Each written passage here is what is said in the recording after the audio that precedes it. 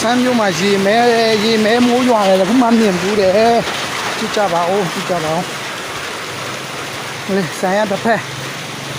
အိမ်ကလည်းရေမြုပ်နေတယ်ဆိုတော့အိမ်ကိုပြန်ပြေးနေရတဲ့အဖြစ်ကနော်တစ်သက်မှာတစ်ခါမှမကြုံဘူးရေမဲတယ်ဗျာဒါမြောင်းရေမဟုတ်ပါဘူးရေမဲတွေပါ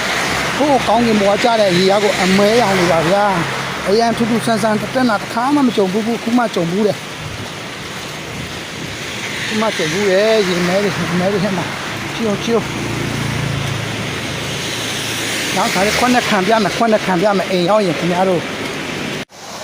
ရေမဲလို့ဗျာ